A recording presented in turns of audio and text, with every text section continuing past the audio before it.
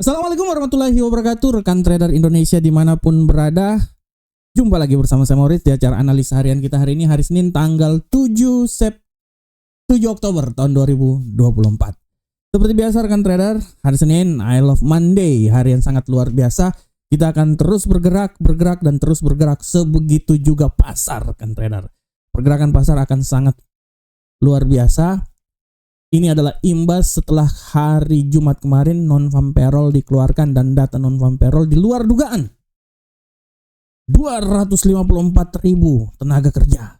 Ini menambah kekuatan untuk dolar Amerika dan memberikan peluang yang sangat besar bahwa pemangkasan tingkat suku bunga yang agresif menurut pasar kemungkinan besar tidak bisa dilakukan. Tapi ini masih data-data dikeluarkan, masih banyak data-data lain yang akan mempengaruhi. Oleh karena itu, untuk sementara ini, pemangkasan tingkat suku bunga secara agresif kemungkinan besar akan tidak dilaksanakan dan kemungkinan lebih ke 25 basic point. Tapi sebelumnya rekan trader, seperti biasa kita memasuki hari Senin, mari kita lihat dulu apa yang terjadi pada pasar, seperti apa rekomendasi pasar selama 1 minggu yang akan kita lalui bersama. Kita mulai dari indeks dolar Amerika. Kita lihat untuk indeks dolar Amerika, kami dari Amarket masih tetap berprinsip bahwa indeks dolar Amerika masih punya peluang naik sangat luar biasa. Minimal dia akan mencoba ke 102.889. Masalah sampai 103 itu adalah analisa antara, tapi masih tetap punya peluang untuk naik sampai 102.889. Sedangkan untuk euro angkel saham dolar, kami masih tetap berprinsip bahwa euro angkel saham dolar ini akan turun dan kemungkinan pelemahan dia itu paling maksimum itu di 1.08365, walaupun saya berprinsip bahwa sebenarnya 1.8998983 adalah nilai yang bisa dicapai oleh euro angkel saham dolar selama 1 minggu ini. Setelah itu kita akan lihat apakah dia akan balik arah lagi, kita akan lihat bersama-sama. Dan untuk pound sterling pun juga saya masih tetap menganalisa bahwa pelemahan paling sempurna itu akan terjadi pound sterling. Minimal dia akan sampai di 1.30092. Kalau melebihi lagi ya batas paling terendah sebenarnya 1.29817. Untuk sampai ke 1.29090 menurut saya itu wow, jauh sekali. Tapi kita akan lihat bersama-sama rekan trader. Dan untuk gold dari perspektif saya, gold ini sudah saatnya dia akan turun. Untuk bisa mencapai ke 2687 perlu perjuangan yang sangat berat. Hal ini juga ditunjang oleh pemangkasan tingkat suku bunga yang diprediksikan sebesar 25 basic point dari apa yang diharapkan oleh pasar sebesar 50 basic point ya. Dan kami memprediksikan gold ini akan mencoba turun sampai level 2581. Dia keluar dari 2600.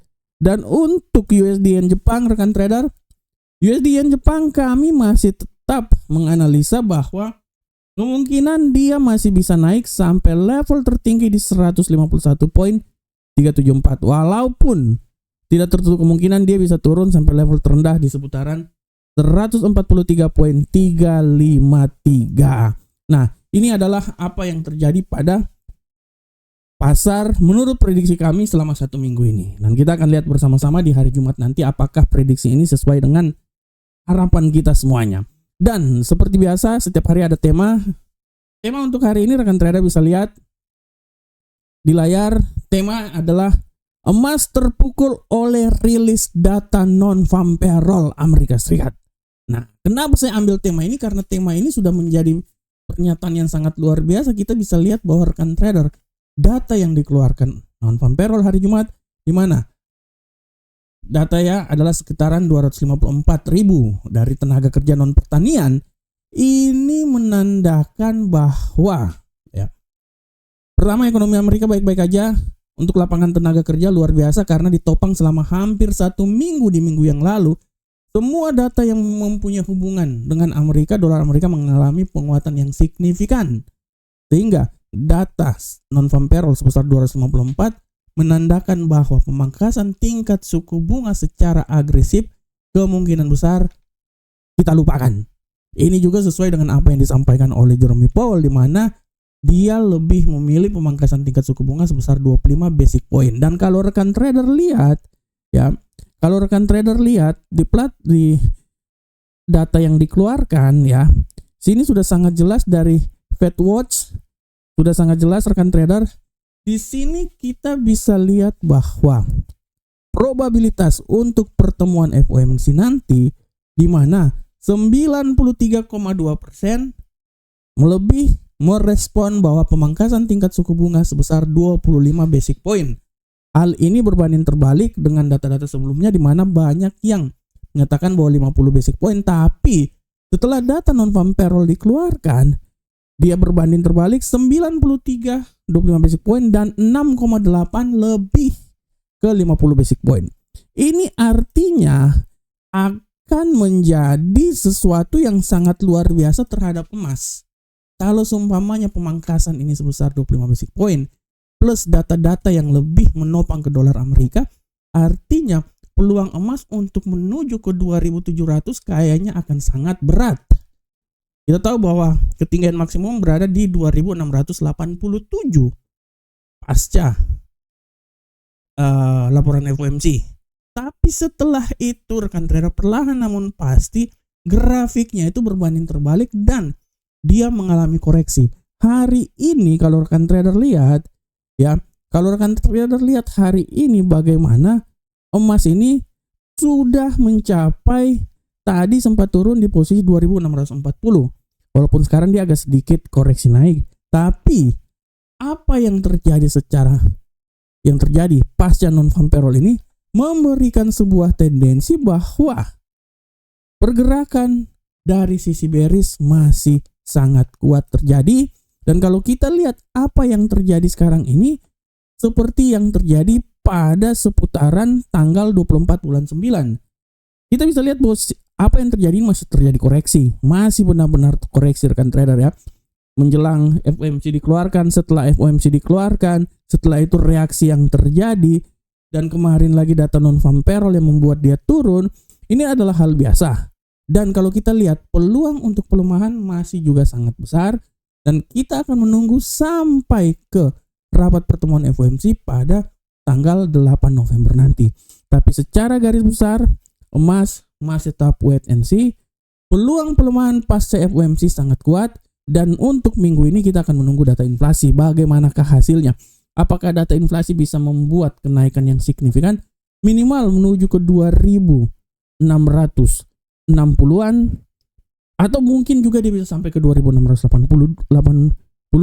Kita akan menunggu bersama-sama rekan trader. Tapi secara garis besar, pasca non-farm payroll dikeluarkan, membuat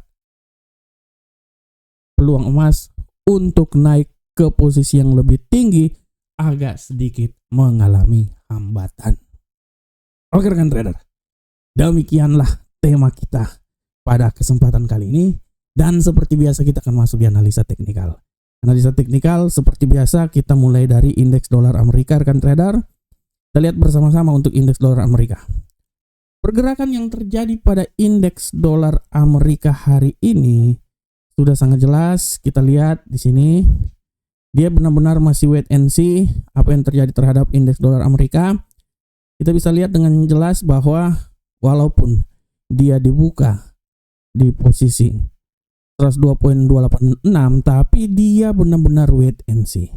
Pergerakan ini benar-benar wait and see dan kita akan lihat sebagaimana seberapa besar peluang ini masih terjadi. Di dalam analisa saya bisa bilang bahwa peluang untuk dia naik masih juga sangat besar kan trader. Walaupun saya tidak mau bilang dia akan naik sampai di posisi mana, ya mungkin paling maksimal itu akan sampai di 102.253. Tapi hati-hati juga bahwa rekan trader, pelemahan masih bisa saja terjadi, rekan trader, pelemahan masih bisa terjadi dan saya berasumsi bahwa apabila terjadi pelemahan, nilai yang paling masuk dalam logika apabila terjadi pelemahan itu dia akan kembali turun ke 101.942. Nah ini dari sini rekan trader ya. Nah menurut saya dari sini sampai di sini. Ini adalah nilai yang masuk dalam logika ya. Pelemahan masih bisa terjadi dan menurut saya dia akan mencoba sampai di level paling terendah di situ ya. Oke, saya ganti warna dulu. Nah, ini dia. Oke, selanjutnya bagaimanakah untuk euro angkel saham dolar? Kita lihat bersama-sama rekan trader untuk euro angkel saham dolar. Untuk euro angkel saham dolar, rekan trader bisa lihat dengan jelas ini bahwa euro angka saham dolar, menurut analisa saya, tadi dia memiliki tendensi bearish dan tidak tertutup kemungkinan juga dia akan mencoba untuk kembali bearish lagi. Ya, saya akan lihat di sini ya, kemungkinan besar kalau menurut analisa saya peluang bearish itu dia akan sampai ke level paling terendah di posisi 1.09309 dan hati-hati segala sesuatu bisa terjadi, pembalikan arah bisa terjadi dan dia akan mencoba naik kembali lagi posisi 1.09910. Nah, ini dia. Oke. Selanjutnya bagaimana ke pound sterling? Untuk pound sterling rekan trader, kita lihat bersama-sama.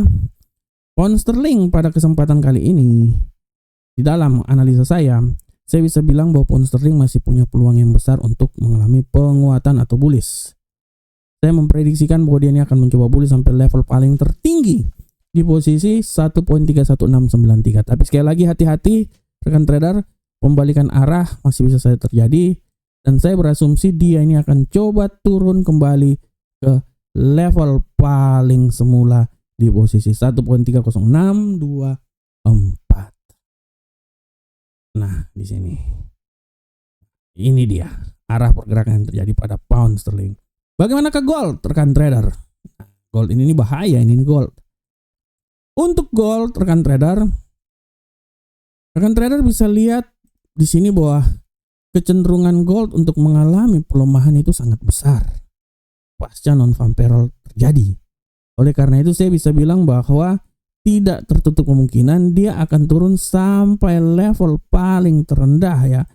Menurut saya di posisi 2632. Itu menurut analisa saya. Tapi peluang untuk naik juga masih sangat besar dan saya bisa bilang bahwa dia ini akan mencoba naik sampai level paling maksimum di 2653, mencoba menembus level 2650. Secara garis besar 2653 ya, di atas 50 dia akan coba turun sampai level paling terendah menurut analisa saya itu di seputaran 2633. Dan untuk USD Yen Jepang rekan trader kita lihat bersama-sama. USD Yen Jepang hari ini pola pergerakannya kalau menurut analisa saya ya, dia agak sedikit mengalami tendensi yang sangat luar biasa tapi peluang bearish masih sangat kuat.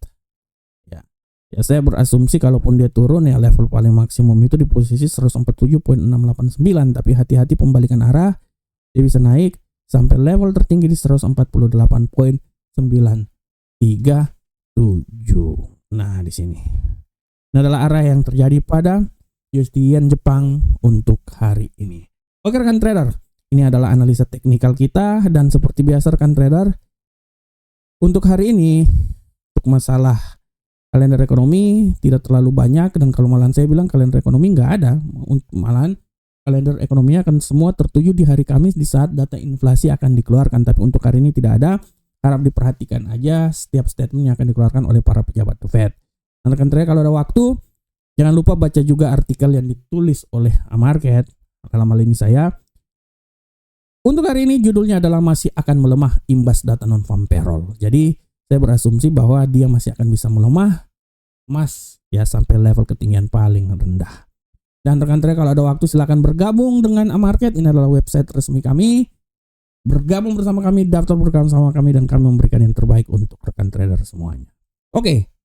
Rekan trader, demikianlah analisa harian kita pada hari ini. Saya berharap semoga apa yang saya bawakan ini bermanfaat untuk rekan trader semuanya. Akhir kata, assalamualaikum warahmatullahi wabarakatuh. Sampai ketemu kita di pertemuan berikutnya. Salam profit Indonesia.